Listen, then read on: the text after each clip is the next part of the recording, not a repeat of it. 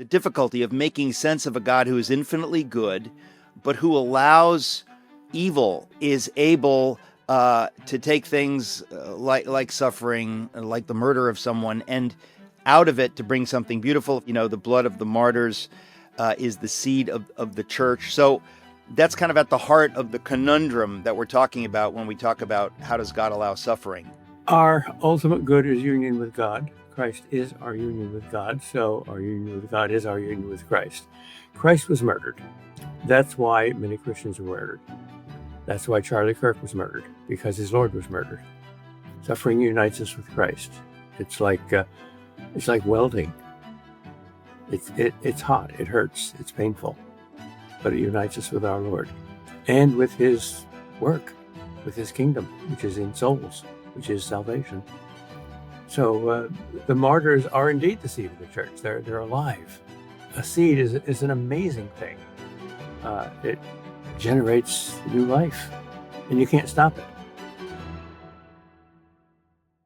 Hey there, folks. Welcome to Socrates in the Studio, which falls under the rubric and sometimes also under the aegis of Socrates in the City. Some of you know about Socrates in the City, but what you might not know is that my guest today, and perhaps my guest today himself doesn't know, was instrumentally involved in my creation of Socrates in the City. I discovered my guest today, Dr. Peter Kreeft, really in 1998. It was the centenary of the birth of C.S. Lewis, centenary being the 100th anniversary of the birth of C.S. Lewis, and I was privileged to go to Oxford and Cambridge to celebrate that.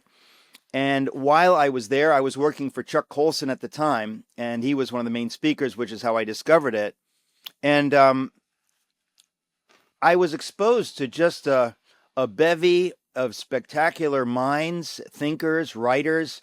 I remember maybe the first day we were at the Sheldonian Theater, this glorious theater created by Christopher Wren in the 17th century, and I heard Thomas Howard speak. I had read his book Chance or the Dance, and I was so thrilled to be there. It was just magnificent. And then the next day, I think it was the next day, the main speaker in the morning was Dr. Peter Kreeft, and I had a similar experience.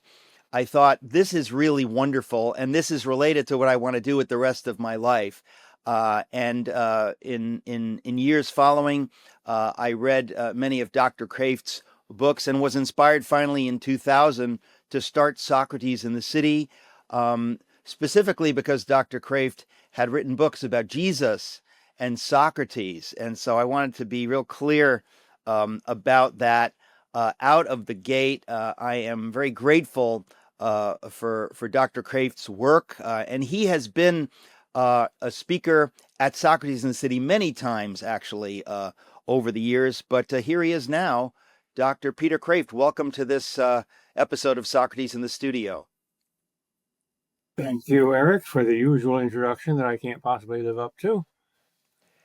It's all true, of course. And I should say, you've written so many books that you present this difficulty always of knowing where even to begin. So many wonderful books.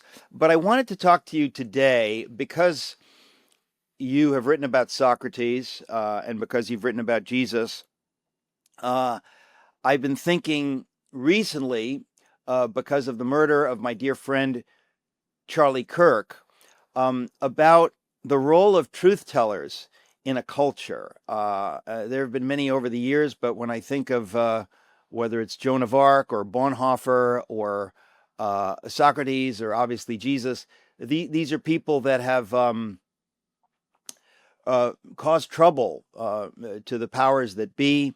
And I thought it would be worth discussing with you the idea of what it is to be a truth teller and why it is that society, this wicked world, has so often tried to silence these truth tellers. Yes. Well, the relation between the truth teller and the culture changes only because the culture changes. The truth teller doesn't change because truth doesn't change. The sun is always there. You can be out and get a nice tan if you use a little sunblock, or you can be out there and not get any sun at all if you're under an umbrella, or you can be out there unprotected and get sunburn. So our culture is moving into an anti-Christian direction. Therefore, it attacks people like Kirk. It didn't used to happen that way. But the message is the same. Truth is truth. What was it? Because I'm always wanting to introduce people to my audience. What was it in your life? What is your biography that led you to be a professor of philosophy in Boston, where you live? What was the story of coming to faith? Would you tell us a little bit about that when you were a young man? Where were you theologically? Where were you in terms of what you wanted to do with your life? How did that change? Where did you start? Well, my first instinctive reaction to that question is I don't need to answer it because I just wrote an autobiography called From Calvinist to Catholic. So that's the more complete answer. Well, But I that's can't all the assume more that reason you've to read talk it. about it, because we want people to buy the book From Calvinist to to Catholic. But if you don't mind, tell us a little bit about that journey and how you grew up and what you were thinking earlier in life.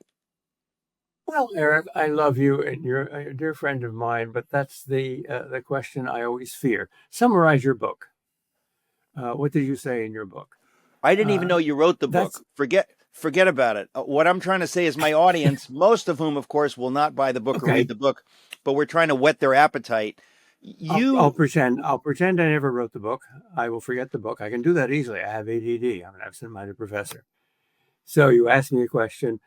Summarize your spiritual journey in about 2 minutes. I say, okay. I was born and brought up as a Calvinist, a good, honest, pious, God-fearing Calvinist like my parents. And I am immensely grateful to them and to the Reformed Church in America for introducing me to my Savior, Jesus Christ. And the reason I became a Catholic eventually at Calvin College, of all places, was that I came to the conclusion that my Lord established a single visible church, which he wants everybody to join as a historical fact. But the differences between Protestants and Catholics are minimal compared with the massive agreement. They have the same Lord. That was not two The minutes. No, I like to keep it simple, stupid, because I'm stupid. So I do I really, KISS. and I was going to give you 7 minutes, but no, I'm fascinated in people's stories, and I know that most people listening to us right now will be unfamiliar with you, and this is why I get excited about talking to you, because I want people to be familiar with you and with your many, many books, tremendous books. You, I remember you spoke at Socrates in the City a few times, but twice I asked you to speak on, how does a good God allow suffering? That's something I believe you wrote a book with a title close to that. Yeah, yeah, making sense out of suffering. Yes, and my latest book, I think, which will come out soon, is a commentary on Saint Faustina's diary, and that centers on the problem of suffering. She's a sort of a specialist in suffering, like many of the saints. So this is certainly the strongest argument for atheism, and it needs to be answered. And the answers that the church has always given are just summarized in my earlier book and in this one too. And the essential answer is that God deliberately allows us to suffer for the only possible reason he ever does anything, because he loves us. And he sees that it is necessary for our greatest joy in the end. And that's a matter of faith or trust. That can't be proved. That's why God doesn't explain anything to Job at the end, that classic book on suffering. You expect God at least to say, well, Job, let me explain to you. Let you read chapter 1 of my book. It's not the devil made me do it, but I did it for this reason, for that reason. He said no. He just said, where were you when I made the world? Were you my advisor? Were you my script editor? No? Oh, well then, child, you just have to trust me. You can't possibly understand. And Job does. That's why he's a hero of faith. Well, that's the thing. I think that if we know who God is, that's the trick. You have Yeah. to know who you're dealing with. And if you know who he is, It ain't um, what you know, it's who you know. Right. what's that? It ain't what you know, it's who you know. Right. I'm told And, that that was one of the slogans favored by the mafia. So the devil sometimes speaks the truth. well, I mean, this brings up the um, the situation with my dear friend Charlie, who was murdered, and I think that's a real test of faith when some a beautiful young person, a brilliant gift, such as Charlie was, is murdered. It really causes us to think about what do we make of that? What do we make of a God who allowed that? God is sovereign. What does that mean? I think we know that God does miracles. He miraculously saves people's lives. Many people like me are convinced that God miraculously saved Donald Trump's life from that assassin's bullet. And then you say, well, then why didn't God save Charlie's life? And that's the difficulty of making sense of a God who is infinitely good, but who allows evil in the world. And then Romans 8:28, of course, somehow is able to take things like suffering, and like the murder of someone, and out of it to bring something beautiful. Of course, Tertullian said, the blood of the martyrs is the seed of the church. So that's kind of at the heart of the conundrum that we're talking about when we talk about how does God allow suffering. Our ultimate good is union with God. Christ is our union with God. So our union with God is our union with Christ. Christ was murdered. That's why many Christians were murdered. That's why Charlie Kirk was murdered, because his Lord was murdered. St. Faustina says, amazingly, the two things that the angels would envy us of, if they could envy, are the privilege of Holy Communion and the gift of suffering. Suffering unites us with Christ. It's like welding. It's hot. It hurts. It's painful, but it unites us with our Lord and with His work, with His kingdom, which is in souls, which is salvation. So the martyrs are indeed the seed of the church. They're alive. A seed is an amazing thing. It generates new life, and you can't stop it. I wanted to ask you about the story the of Socrates and of his well, I don't know what you'd call it. Not quite martyrdom, but the story of his demise. Secular martyrdom, certainly. He Can was you martyred for the truth. He didn't know God was the truth. But since when Paul this came to Athens, he said, I see you are very religious. And he's talking about all the idols, all the false gods they worshipped. Then he picks out one and he said, and I saw this altarpiece without a statue to the unknown God. And then he says something amazing. The God you are already worshiping. The Greek is the present progressive sense. You are already now worshiping in ignorance. I will now declare to you. So the God that Socrates sought but never found is the true God. Thus Socrates is indeed a martyr, even though he didn't know God face to face.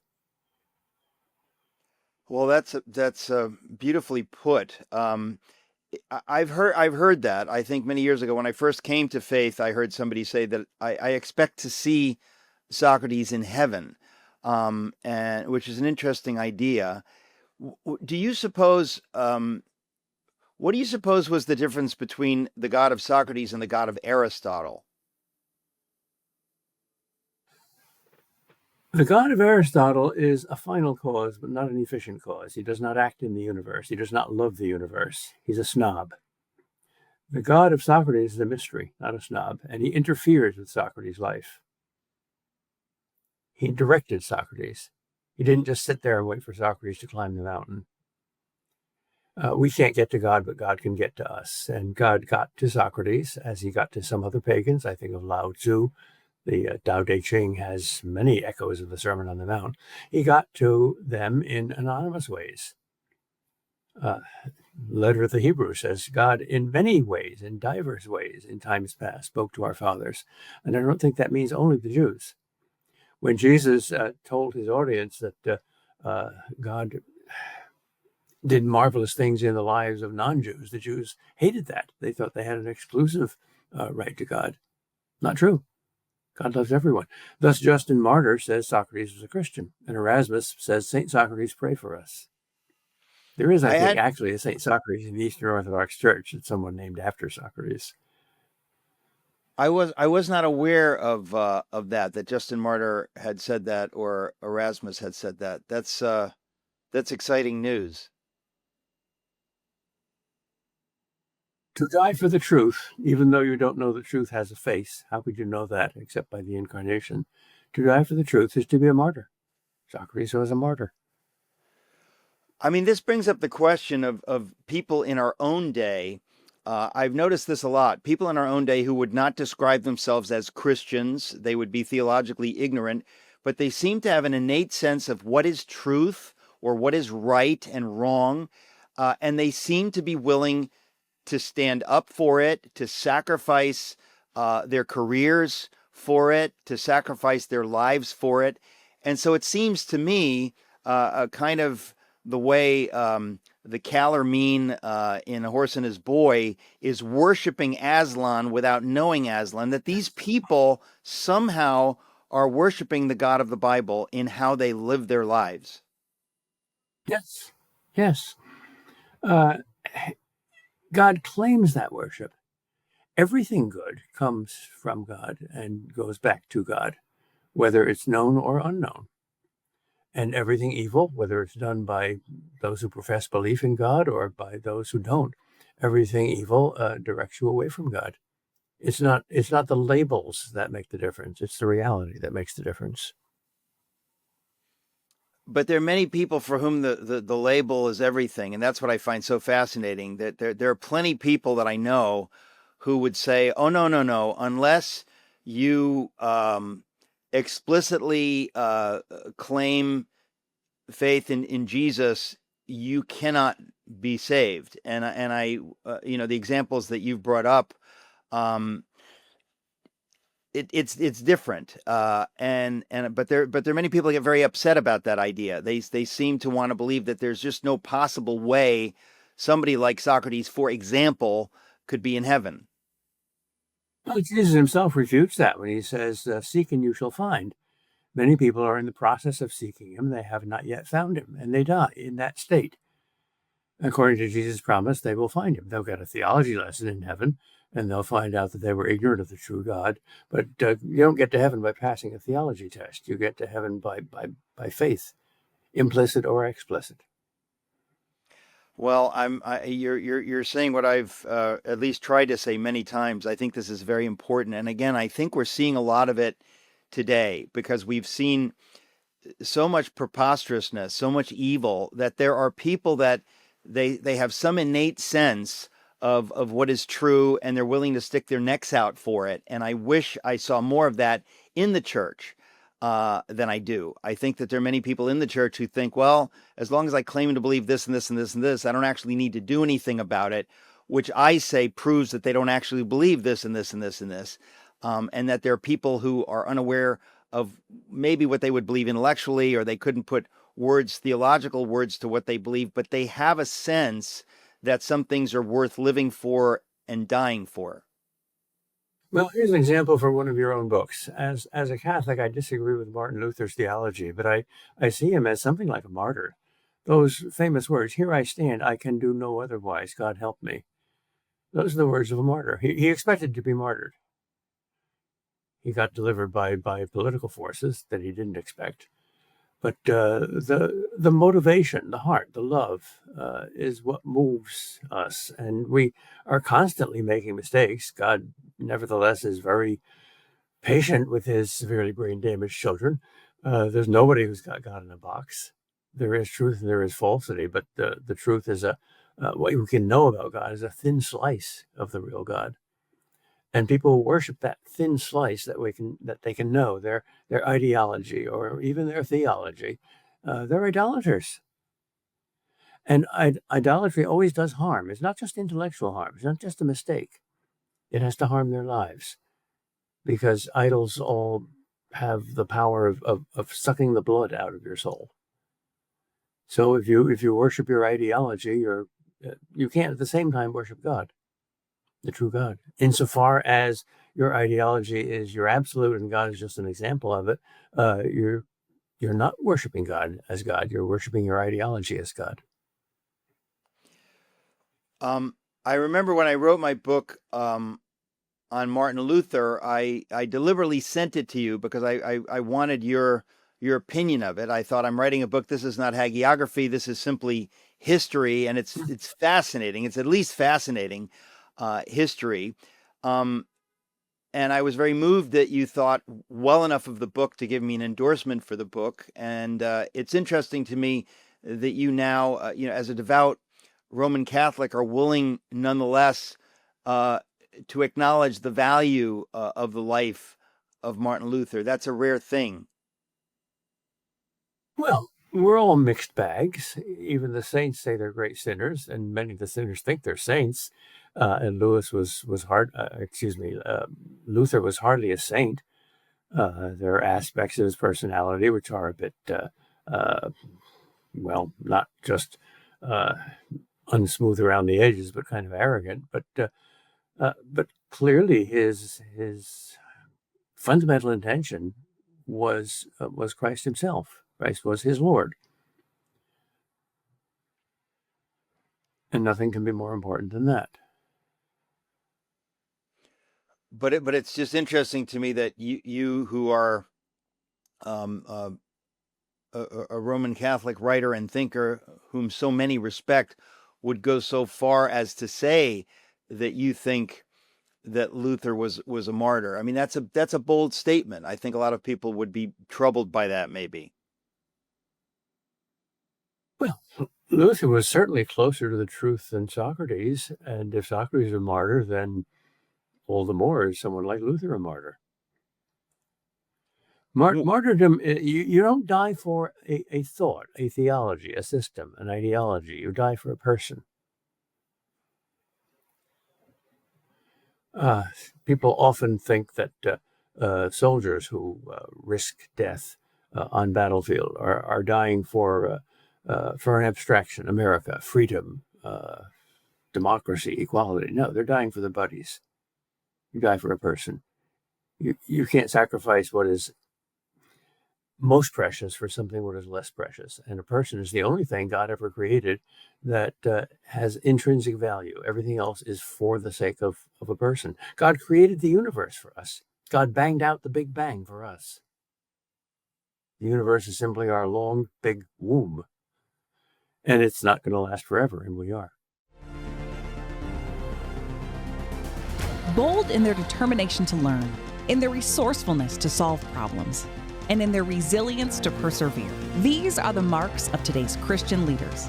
Cornerstone students are not only tomorrow's leaders, they are today's Christian influencers, serving on the front lines of healthcare, business, ministry, and so much more. Boldly loving as they live into their calling. Boldly leading with wisdom and influence while forging new pathways in our world. And boldly living out their faith in Jesus Christ, our greatest influencer. Bold, Christ-centered, influential. We are Cornerstone University. Because you've written so much about Socrates and philosophy, would you, for my audience who's unfamiliar with the demise of Socrates, talk about that, what it was that led to his trial and then to his subsequent death? Like Jesus, Socrates was killed by a union of two forces, religious and political, and the religious was the fundamental force. The political laws of Athens said you have to profess belief in at least some of the gods that the state recognizes in order to be part of the state. And if not, you're not part of the state, you're not a citizen, and you can't live here, and you have to go out into exile. And Socrates couldn't, at his trial, honestly say, I believe at least in Zeus, or at least in Athena, or at least in somewhat one of the gods. He couldn't do that. But he kept speaking of the God in the singular and didn't name him. So because he couldn't profess honestly to believe in the gods of the state, he had to choose between exile and death. And, as with Jesus, the Jews got the Romans, in the person of Pontius Pilate, to kill him for being an enemy of Caesar. And there's no Caesar in Athens, but the state itself was Caesar. That's why Jews and Christians were both persecuted in early Christian history by Rome, and nobody else. Rome was very liberal, very tolerant, very open-minded. You could believe any god you wanted. You could believe in the special god of your tribe, as long as you professed that Caesar was Lord. And neither Jews nor Christians would say, no, Caesar is not Lord, God is Lord. I did not know that. So what was it ultimately that led Socrates to death? I mean, and we were talking earlier, I mean, the theme ostensibly of our conversation is truth tellers, and how the enemies of truth want to put truth tellers to death because they find the speaking of truth unbearable. How did it work out that Socrates, because it does seem that he didn't have to die, he sort of chose to die. That doesn't mean he was a suicide any more than the fact that Jesus chose to die meant that he was a suicide. He was accused of two things. One, not believing in God's state, and two, therefore being an enemy of the state by corrupting the youth. But the second charge was essentially related to the first one. How did he corrupt the youth? He taught a very traditional morality, a very high and holy morality. He served in the army heroically. He stood up to the 30 tyrants when democracy fell for a while. So he was not, in fact, an enemy of the state in any other way except religiously. So the people who got him killed were like the people who got Jesus killed. Their God was politics, and he was on the wrong side of politics, and therefore he died for that. And the religious charge was, for the state, simply an excuse. From the religious point of view, the political thing was an excuse, or rather a means, the power, the arm that executed the heresy that Socrates was guilty of. He did not believe in the false gods, the gods of the state. And he could have faked it, and he didn't, simply because he was honest. It's an extraordinary thing, though, to think of somebody, at the age of 70 being so courageous and so faithful to the truth that he is willing to die for what he believes in, because it would have been so easy for him in a way to say something, but he didn't think life worthy of living if he had to lie like that. I think the deepest reason in Socrates' motivation is something rather mysterious. Most of us see truth as this kind of superficial thing, correctness.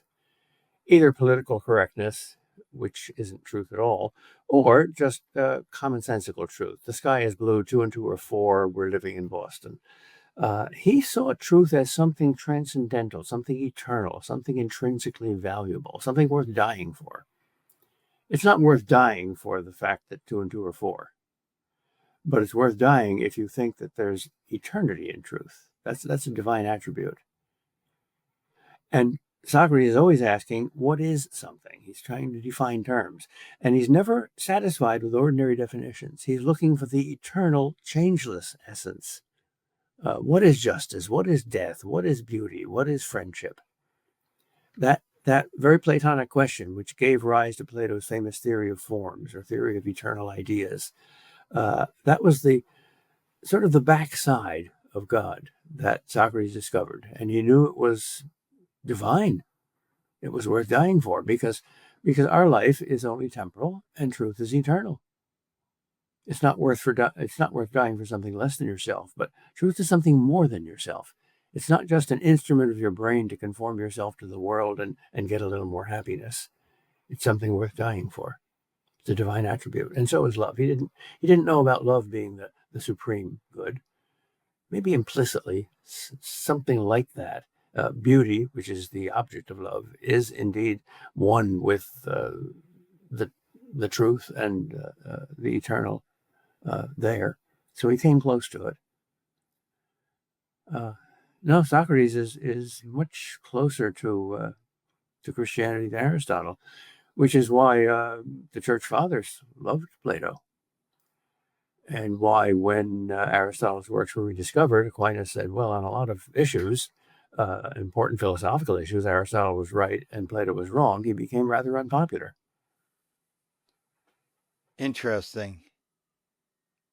I often wonder whether in the intellectual climate of Jesus's time, whether Jesus might have been aware of some of the Greek philosophers, such as Socrates. I don't have any sense of that. I don't either. The consciousness of Christ, God incarnate, is a great mystery. On the one hand, he himself says that the Father has not revealed certain things to him, for instance, when the world will end. On the other hand, he certainly has supernatural knowledge that we don't have. So the data are so thin that there's a lot of room for speculation there. Because you've recently written this spiritual memoir, From Calvinist to Catholic, I wanted to ask why you hadn't done so before now, because it seems central to your life, to your story, or have you written some versions of it in the past before this one? A very short article. I don't like autobiographies. I have no problem with biographies, but autobiographies are inevitably skewered by the fact that we don't see ourselves as others see us. That's why C.S. Lewis didn't want to write an autobiography. And he says on the first page of his autobiography, Surprised by Joy, that he thinks autobiographies are sort of like diaries, wastes of time. And that book itself is more an autobiography of joy than of Lewis himself. There's a lot of things about Lewis that you don't learn there. But what's more important than his personality and his particular road is the eternal things. What is joy and how do we relate to it? So this book of mine is, I think, intended to be like that of Socrates. It's not about Peter Kreeft so much as it is about Calvinism and Catholicism and our way towards God. Was there a moment for you? You said you were at Calvin College when you began to think about these, or was there a particular moment when you were awakened to the idea that there's more to life than Calvinism? Well, I gradually fell in love with things Catholic and thought they were temptations and investigated them. And the more I investigated them, the more respect I came to have for them, especially for the saints. I think saints are the point of the arrow, and their theology and their works and their morality are the wood of the arrow. But the first thing that attracts us, even if we're skeptics, is the saints. You can't meet a saint and not be impressed. So I was gradually coming to believe that Catholics were right on each of the controversial points, but I was still hesitating. I'm a thinker and therefore a natural skeptic, and this was an important question, and I wanted to be sure. And I suspected that maybe I would never be sure. And then one day I had a kind of imaginative vision. I was fully awake. This is not something supernatural. Here was Noah's Ark, and it was big, and all the saints were on it. My favorite ones: Augustine, Aquinas, Justin Martyr, all of them, with the animals, and it was a zoo. It was a messy thing, and here I was making the same trip as the Ark in a little lifeboat, a spiffy little lifeboat, only 500 years old, and I was going to get to heaven too, but I was in the wake of the Ark, and the Ark was the single church that Christ founded, and I saw the saints waving to me, "Come aboard," and I couldn't give any reason not to, so I did. I grew up in the Greek Orthodox Church. What are your feelings toward the Greek Orthodox Church, or toward the Eastern Orthodox Church, I should say? Do you see it as equal to the Roman Catholic Church, or an ark by the side? How do you think of it? Are men and women equal? Well, they're not the same. They're equally necessary. They're equally precious. But I certainly believe in the superiority of men to women in masculine things, and equally in the superiority of women to men in feminine things. I think each side of the church needs the other. Pope, our two great popes, John Paul II and Benedict XIV, both used images like, here are the two lungs of the church, or the two wings of the bird. We need each other. There are issues that divide us, but they're not fundamental issues. How much authority does the Pope have? How universal is that authority? That's a serious difference. And the filioque, is that permissible, or is it necessary, or is it wrong? That's an important theological issue. But beyond that, our creeds are the same, our sacraments are the same. The difference between a Roman Catholic and an Eastern Orthodox is far greater than the difference between either of them and a Western Protestant. The things that we agree about between East and West are things that have lasted for thousands of years. So when John Paul became Pope, someone asked him in an informal interview, what are your three highest hopes that you can achieve as a Pope? And he mentioned three things. He said, well, my highest hope is to significantly get closer to reunion with the East. And secondly, I want to save the world from communism. And third, I want to clear up the mess in America. Well, 1 out of 3 ain't bad. He and Reagan and Thatcher did a pretty good job on communism. Yeah. Well, I guess this brings up the question for a lot of people. The biggest stumbling block to Catholicism in recent years was the papacy of Pope Francis. And I always want to ask my particularly faithful Catholic friends, how do you reconcile Pope Francis's papacy with your Roman Catholic faith? I'm always confused by this. I think Francis was a genuinely holy man.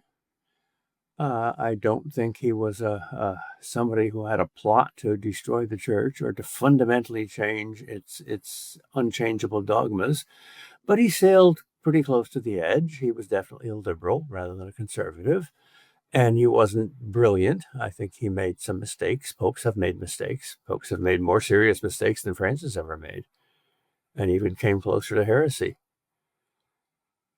So he was not a John Paul, but I don't think he was a hell-inspired demon or someone whose plan was to wreck the church, as many on the far right believe.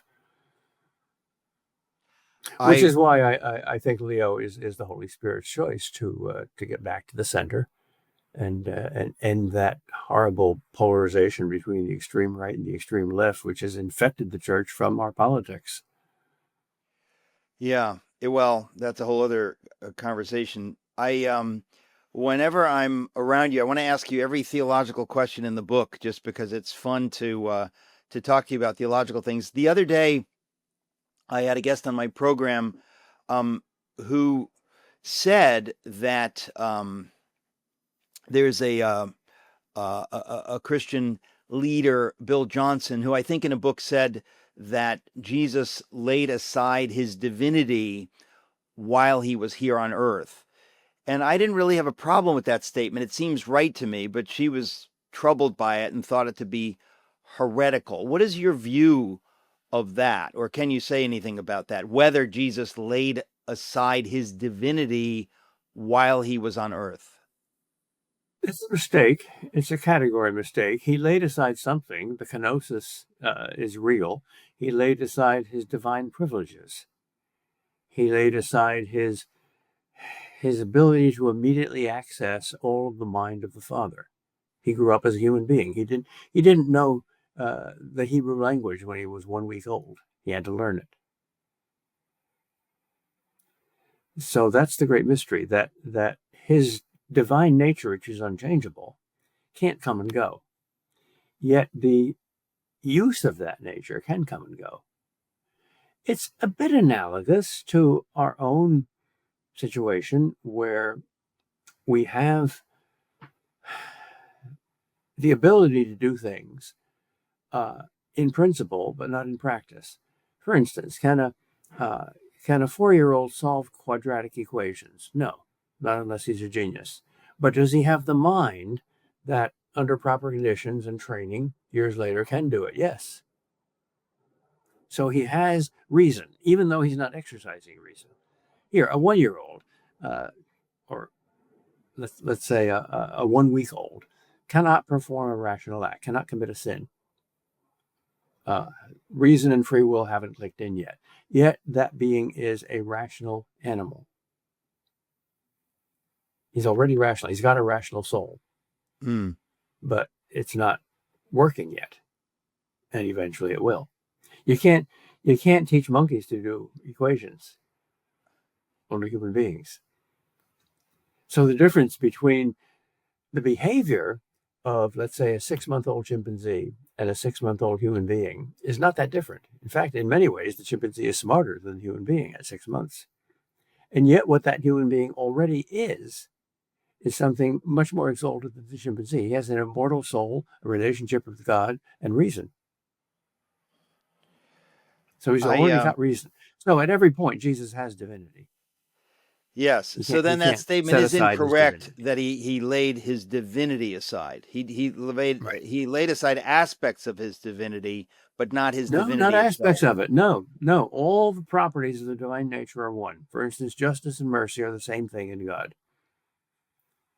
So properties don't change any more than the essence changes. The use of his divinity, the access to divine knowledge, that's what he laid aside. Okay. It was there. Yeah. A very important distinction. I'm so glad I thought to ask you that, because I was confused by it.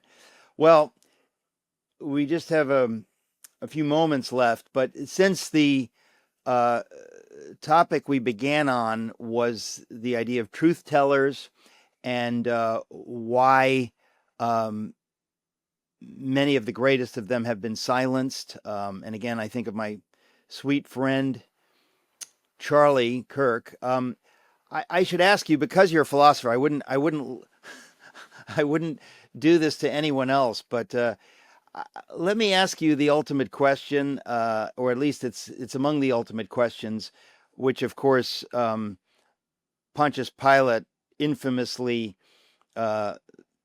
mentioned in front of Jesus, who was himself truth. When somebody says, "What is truth?" what can we say to them? I mean, you and I would say Jesus is truth, but in a more expansive way, what do we mean by truth when we speak of truth?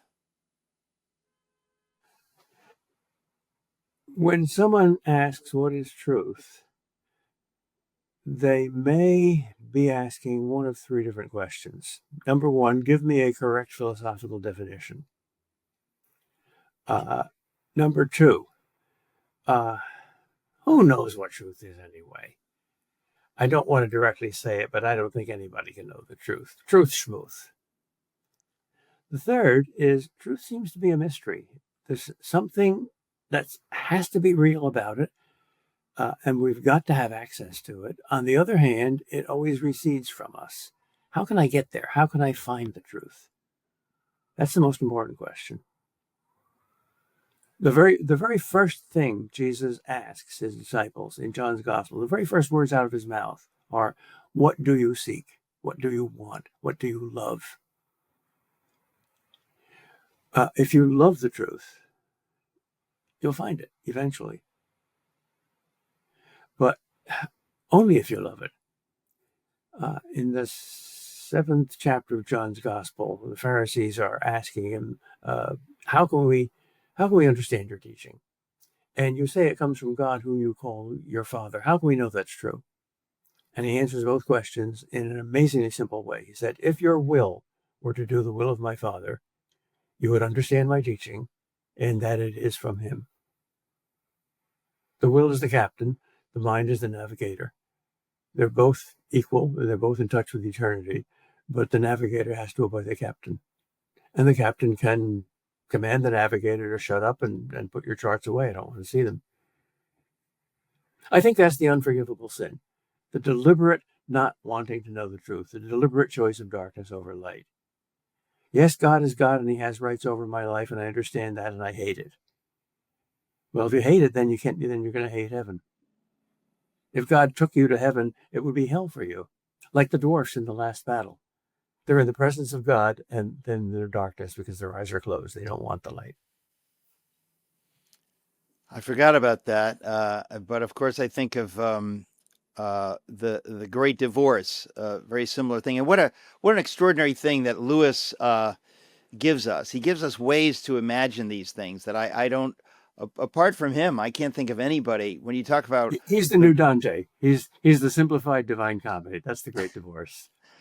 Yeah. That's of course that's right. Well, it really is it's fun to speak with you, Dr. Kreeft. I'm so grateful for your work, and I really do mean it. That Socrates in the City, whether you know it or not, or willing to acknowledge it or not, was in great part inspired as a concept because of you. So I want to thank you for that, and thanks for being with us today for this discussion. Very much appreciate you. Thank you. Well, I hope that you and Socrates and the City both have a long and happy life. God bless you in your work. If you think these conversations are valuable, would you do us a favor and please like this video and subscribe to this channel? When you do that, you help us get these conversations out to a wider audience by telling YouTube that people are interested in this. Also, you can go to socratesinthecity.com, sign up for our newsletter, and you can check back every week. There's new stuff here every week. Thank you for tuning in.